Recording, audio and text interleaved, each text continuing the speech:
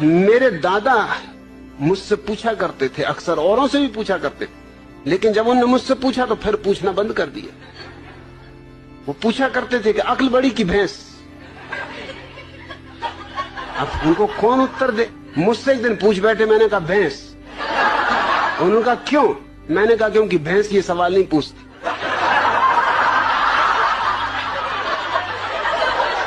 ये खुजली तुम्हारी अक्ल में ही चलती। भैंस तो बिल्कुल परमहंस दशा में।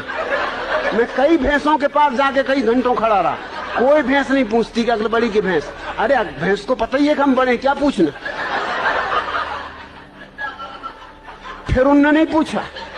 फिर मैं कई दफा उनसे पूछता था कि पूछो ना, अक्ल बड़ी की भैंस। कहते तू चुप रहे। वो मुझे कहीं नहीं ले जाते थे, वो बड़ा सत्संग करते थे, महात्माओं के पास जाते थे। वो जब भी जाए मैं बैठे ही रहता था कि आया मैं भी, कि नहीं तू ले जाने नहीं, तू कुछ ना कुछ उल्टी सीधी बात कह देगा।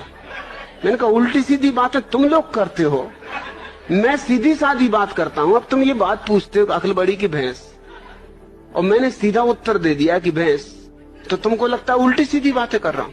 अरे आने दो, मैं भी तुम्हारे महात्माओं को जरा दिखाऊंगा। एक दफा मुझे ले गए, सिर्फ एक दफा ले गए। एक महात्मा के पास गए, वो मिलने मुझे ले गए। महात्मा की उम्र रही हो कोई 30 साल, मेरी उम्र रही होगी मुश्किल से कोई 15 साल, और मेरे दादा की उम्र रही कम से कम 60 साल। महात्मा ने उनसे कहा आओ बच्चा बैठो।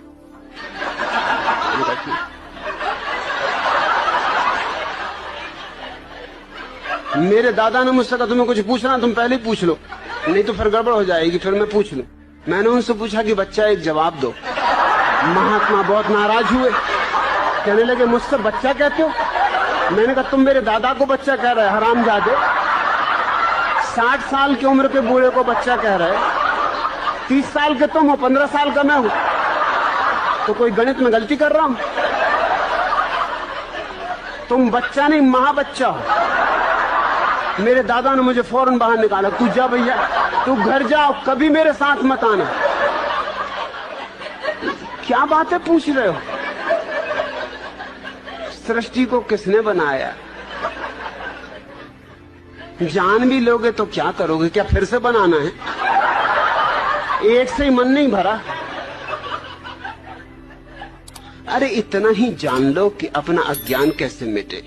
ये जानने से नहीं मिटेगा, ध्यान का दिया जला लो, अज्ञान मिट जाता।